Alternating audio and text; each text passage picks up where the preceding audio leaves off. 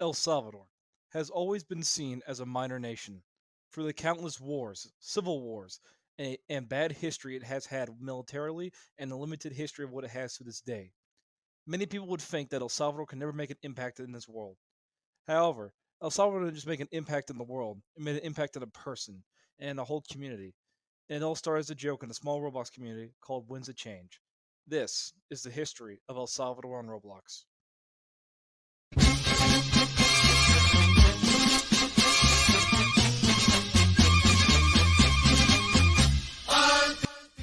In February of 2025, a user named Maxwell Productions founded a nation in the Roblox community called Winds of Change, a Victorian-era community where players could engage in wars as nations from that era, along with engaging in politics.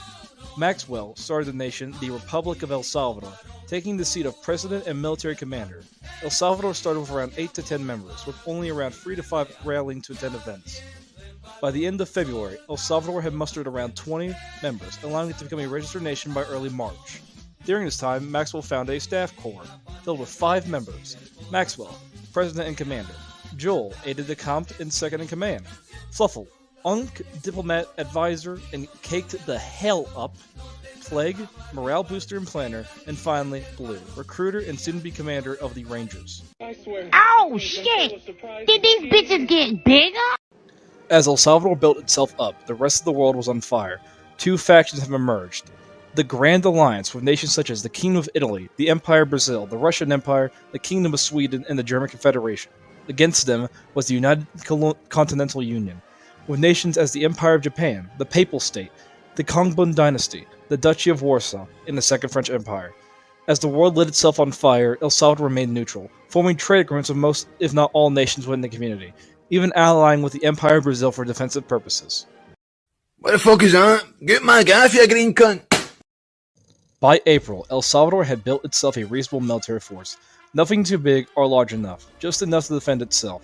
During this time, El Salvador had practiced raids against the Empire of Brazil and the Republic of Peru, decisively defeating them. To many nations, they did not care about what El Salvador was or what it was doing. To El Salvador, these victories meant possibility and future progression.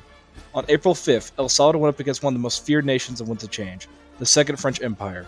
El Salvador began to prepare itself, forming the Rangers Regiment, a regiment commanded by Blue, with notable soldiers such as Duke, RF, Sturms, Stormtrooper, and Cheese. When asked about why they joined El Salvador and why they attend events, they stated, "We joined for fun, friends, and to kill French people." These men would soon become the foundation of the Salvadoran army. As the time came to rally, El Salvador began to rally its men, with HICOM believing that they would lose the battle. That was until rankers started joining by the dozens. Soon, El Salvador had rallied 18 soldiers, its highest rally count yet. France had rallied 7 against El Salvador. In the following battle, El Salvador decisively defeated France, 33 to 14. It wasn't just a victory, it was El Salvador's message to the world. They were a nation, and they were not to be trifled with. El Salvador's army grew after that battle. Its influence began to rise. Some nations even asked El Salvador to join the war. They politely declined any involvement in the war. This is get in line! Oh my god! Get in line!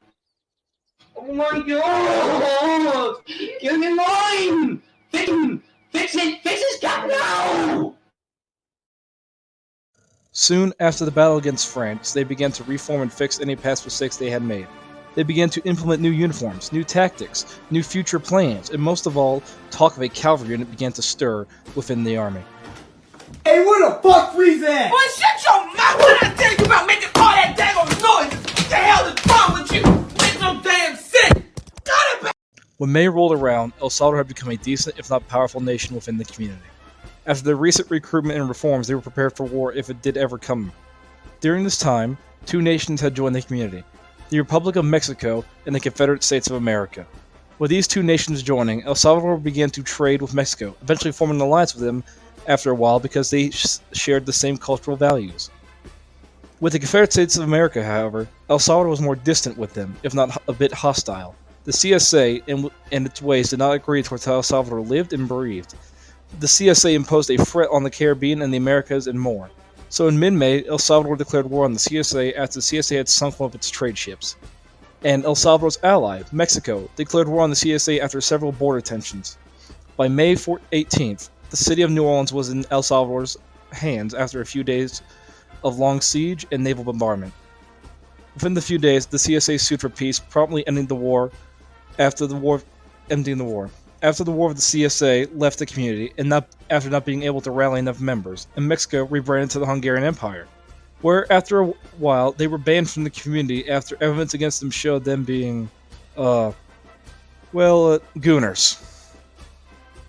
Twiddly-dee, twiddly-dum. Oh my God! Pennsylvania Avenue! Well, where the fuck the White House at then, bitch? God motherfucking damn!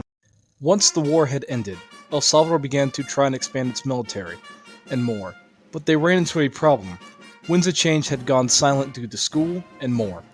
Daily, people were leaving the community. Nations began switching communities and eras. Many people believed the community was truly dead. El Salvador, however, did not.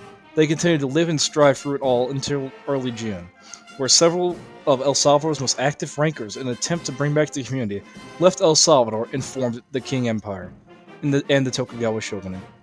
This then sparked the Salvadoran Opium War. In order to bring back the community, El Salvador King and Tokugawa all met together and devised a plan to create an Opium War to bring back the community, and more. Once the war began, El Salvador started off rough, only being able to rally 5 against King's 8 in a practice battle. The Salvadorans held out with a mighty vigor in a brick building, but ultimately ending with the Salvadoran defeat. Upon this, the High Comm began to bring back major reforms to the country. Mass recruitment, new tactics, and more. By the end of the war, El Salvador was in a tie against the king. But by the end of it, they did not need to have a final showdown against the king. They succeeded in bringing back the community and signed a treaty on mutual terms, creating an alliance between El Salvador and the King Empire. The Tokugawa Shogunate then left the community to go join another, with some of its rankers rejoining El Salvador, but peace was short-lived. Yo! There's an earthquake! There's an earthquake! Everybody get down! Get under your desk! There's an earthquake! No! No! No! By late May, another nation had joined. Another King Empire. This one filled with more members, more commanders, and better yet, more experienced fighters. They had joined Winds of Change after recently changing communities, and now they'd have to fight against King 1 to secure their place as a registered nation. El Salvador began aiding its ally militarily and financially, resulting in large numbers coming to attend the first battle of the war. In the end, it was a Salvadoran king defeat. Now China sits in ruin, and split apart with several other nations such as Great Britain, and more coming to join the war to try and secure their opium trades which had been disrupted because of the war. Yo sé que te gusta verme, J. Carlos. Yo sé que te gusta verme como lo hago, J. Carlos. Aquí va tu jame para ti, hermano. Jame. El Salvador today stands not just as a military powerhouse, but as a testament to resilience. Its banners flying high after a hard-won victory in a large-scale community battle. With a surge in recruitment and ever-growing tide of morale-fueled propaganda, the nation marches forward, stronger and more unified than ever. Yet despite its rising strength, El Salvador remains young, scarred, tempered, and still forging its path through the fires of conflict. What began as a joke among friends has become a force to be reckoned with, and though the future remains unwritten, one thing is certain. El Salvador endures, it evolves, and it will rise. This has been the story of El Salvador so far. Until next time, Viva El Salvador! Okay.